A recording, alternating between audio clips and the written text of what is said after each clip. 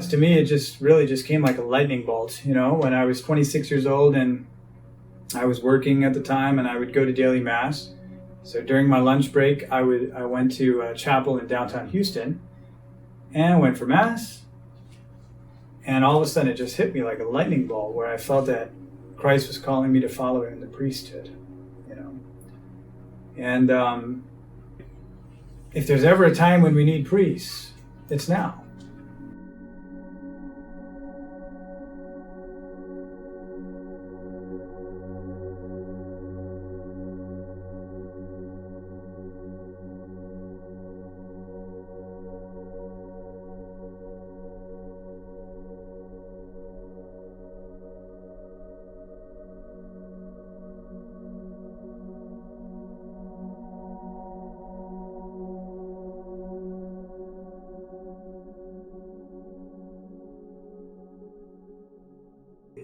I wrestled with it a little bit because I had already had all these plans, and I had to let go of those plans. So there was a little bit of an interior struggle there for several days.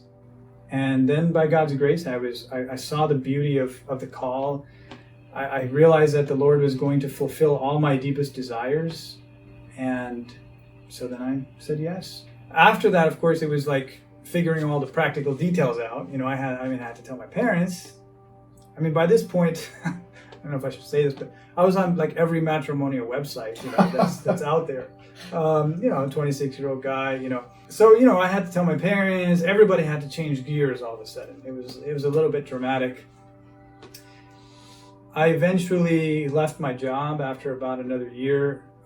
I moved to Chicago so I could be, close to the diocese there and close to other people in Jesus Youth who could help me out.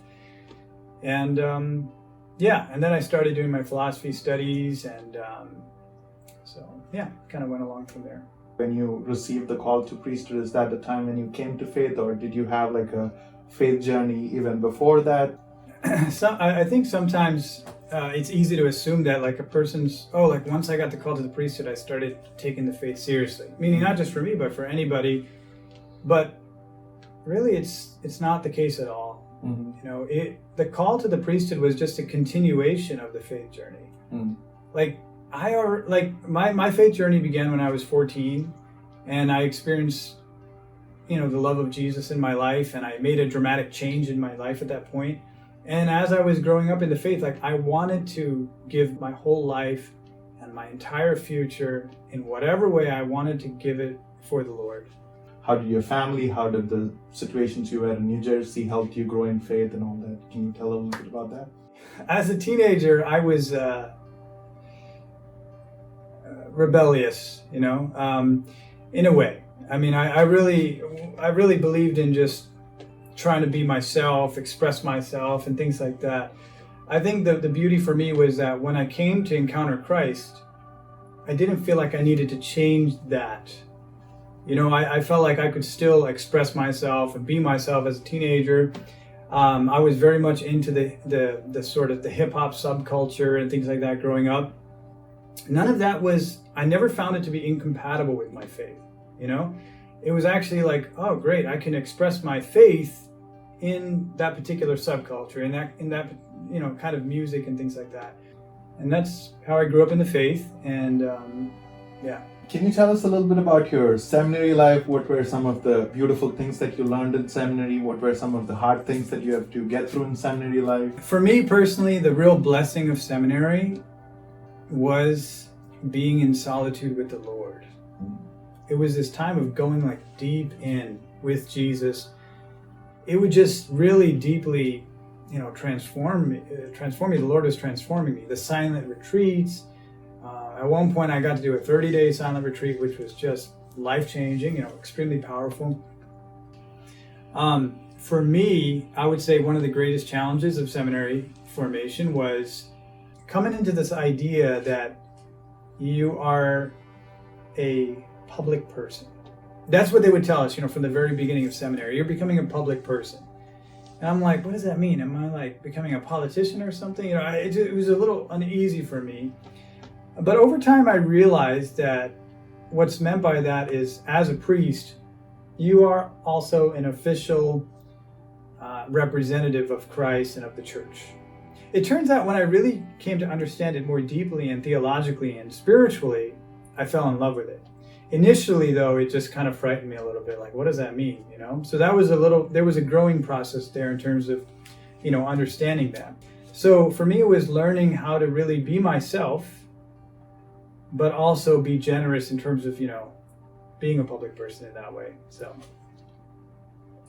what experiences have shaped you spiritually all through those years?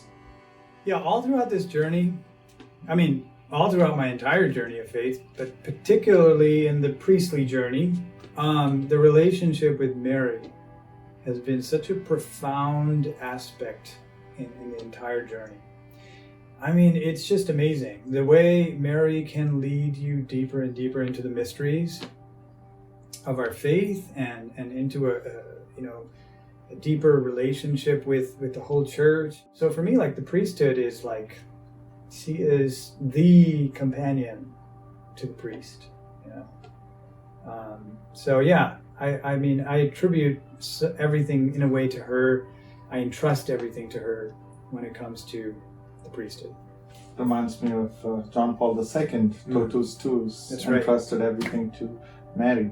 Yeah, well, now that you mention, St. John Paul II. Yeah. When I was in high school, he was still alive, and even then, he's alive. I would have like a picture of him, in my room, and I used to just look into his eyes, and there was this holiness that radiated from him, which would tell me. And now, remember, back then, I'm not thinking about the priesthood. It's nothing to do with the priesthood.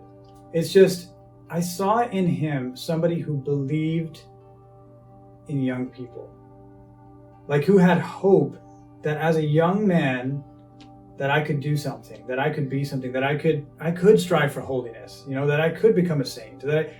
And so when he died, I cried like a baby.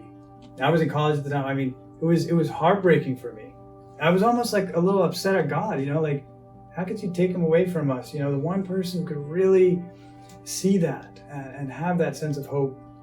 But of course, the way God works is it's always greater, the way he leads us is into always greater. Right. So after he died, John Paul has accompanied me in a powerful way.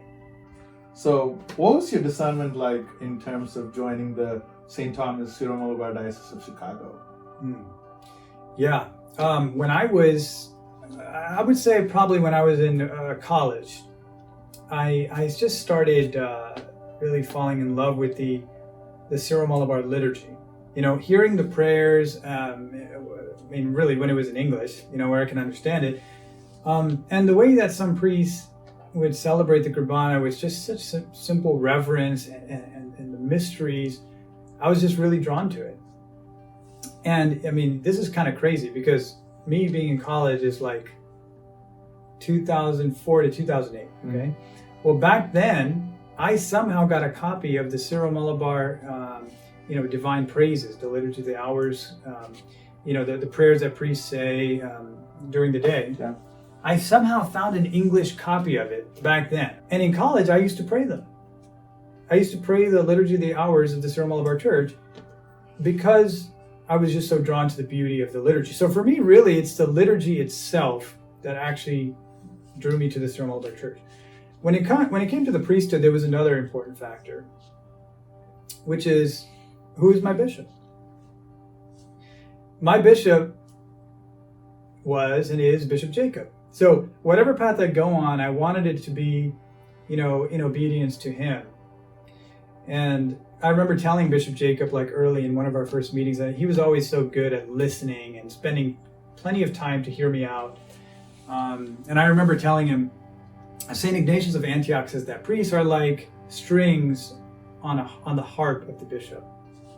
And he was praising them for the harmony. And I said, that's how I view the priesthood. We're strings on the harp of the bishop.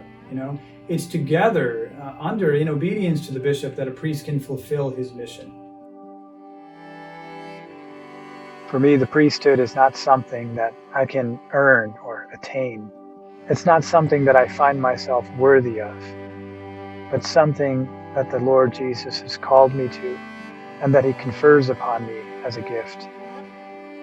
I recognized His call when I was in my mid-20s, but the Lord had in fact called me from before I was born. He knew me, and He set me apart for this vocation. As I enter into it now, I feel myself totally complete, and I know that this is what I was made for.